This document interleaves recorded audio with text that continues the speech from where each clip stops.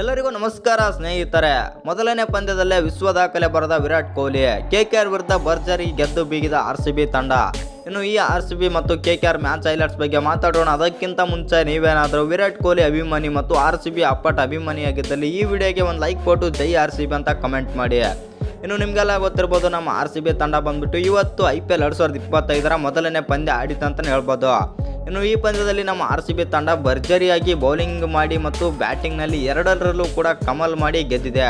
ಇನ್ನು ಈ ಮ್ಯಾಚಲ್ಲಿ ಅಂತೂ ನಮ್ಮ ಆರ್ಸಿಬಿ ತಂಡದ ಬ್ಯಾಟರ್ಸ್ ಆಗಿರುವಂಥ ಫಿಲ್ ಸಾಲ್ಟ್ ಮತ್ತು ವಿರಾಟ್ ಕೊಹ್ಲಿ ಅಂತೂ ಧೂಳಿಪಟ ಮಾಡಿದ್ರ ಅಂತಲೇ ಹೇಳ್ಬೋದು ಕೆಕೆಆರ್ ಬೌಲರ್ಸ್ನ.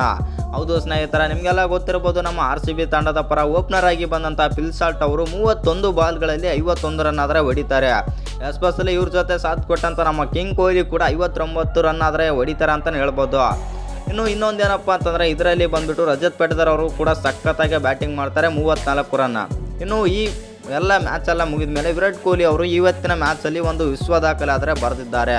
ಏನು ವಿಶ್ವ ದಾಖಲೆ ಅಂತಂದರೆ 2011ರಿಂದ 2023ರವರೆಗೆ ತಂಡದ ನಾಯಕನಾಗಿದ್ದ ಕೊಹ್ಲಿ ಟೂರ್ನಿಯಲ್ಲಿ ಅತಿ ಹೆಚ್ಚು ರನ್ ಗಳಿಸಿದ ಆಟಗಾರರಾಗಿದ್ದಾರೆ. 252 ಪಂದ್ಯಗಳಲ್ಲಿ ದಾಖಲೆ 8004 ರನ್ ಗಳಿಸಿ ಒಟ್ಟು ದಾಖಲೆ ಬರೆದಿದ್ದಾರೆ ಅಂತಲೇ ಹೇಳ್ಬೋದು ವಿರಾಟ್ ಕೊಹ್ಲಿ. ಇನ್ನು ಈ ವಿಡಿಯೋ ಇಷ್ಟ ಆಗಿದ್ದರೆ ಒಂದು ಲೈಕ್ ಮಾಡಿ, ಶೇರ್ ಮಾಡಿ. ಹಾಗೆ ಇನ್ನು ಯಾರು ಚಾನಲ್ಗೆ ಸಬ್ಸ್ಕ್ರೈಬ್ ಮಾಡ್ಕೊಂಡಿಲ್ಲ, ಸಬ್ಸ್ಕ್ರೈಬ್ ಮಾಡಿಕೊಂಡು ಬೆಲ್ ಐಕಾನನ್ನು ಆಲ್ ಇಟ್ಕೊಳ್ಳಿ.